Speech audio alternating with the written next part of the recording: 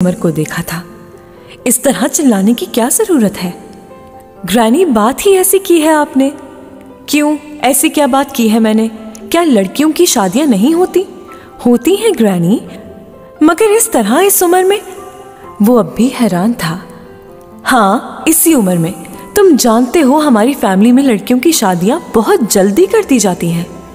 हाँ, पहली शादी इसी उम्र में कर दी जाती है। क्या मतलब है तुम्हारा?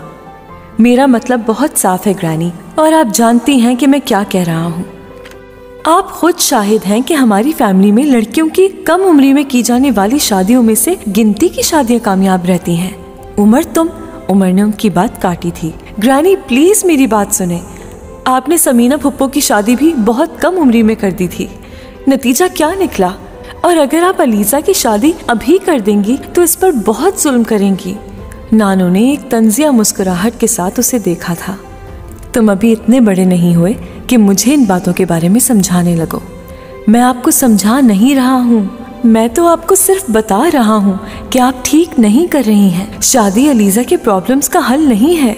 उमर, तुम अभी छोटे हो और इतने मैच्योर भी नहीं हो कि इन बातों को समझ सको। नानू ने बड़ी मतानत से उसको कहा था। ग्रैनी, इन बातों को समझने के लिए मैच्योरिटी की जरूरत है और ना ही उम्र की। जिस वाहिद चीज की जरूरत है वो कॉमन सेंस है, और मेरा ख्याल है कि ये चीज मेरे पास है। नानू कुछ देर तो उसकी बात के जवाब में कुछ नहीं बोल सकी थी। वो सिर्फ खामोशी से देखती रही। अलीजा के साथ ये ना करें, वो बिल्कुल बच्ची है, उमर ने धीमे लहजे में नानू से कहा था। वो बच्ची नहीं है, 17 साल की हो चुकी है, नानू ने मुस्तहकम आवाज में कहा था। सो व्हाट ग्रैनी, 17 साल पर आप उसकी जिंदगी खत्म कर रहे हैं। मैं अपनी फैमिली को समझ नहीं सका।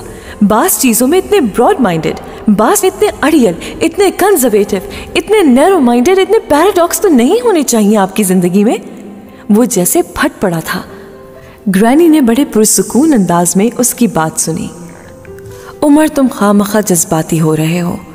मैंने जिस शख्स को उसके लिए मुंतखब किया है वो उसे बहुत खुश रखेगा।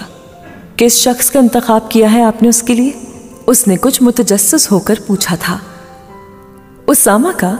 हसीना ने 2 साल पहले मुझसे अलीजा के बारे में कहा था, अभी दोबारा पूछा है उसने, नानू ने बड़े इत्मीनान से बताया था। उमर तंजी अंदाज में मुस्कुराने लगा था।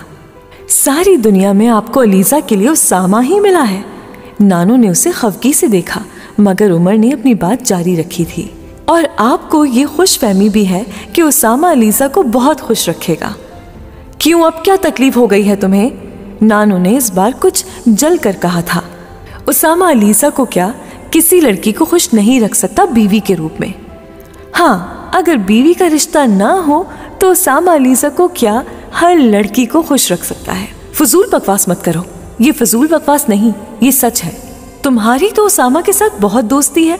दोस्ती है तो इसका मतलब ये तो नहीं कि मैं उसके बारे में सच ना बोलूं। वो ताबड़तोड़ जवाब दे रहा था। उसामा एक ग्रूम्ड नाइस लड़का है।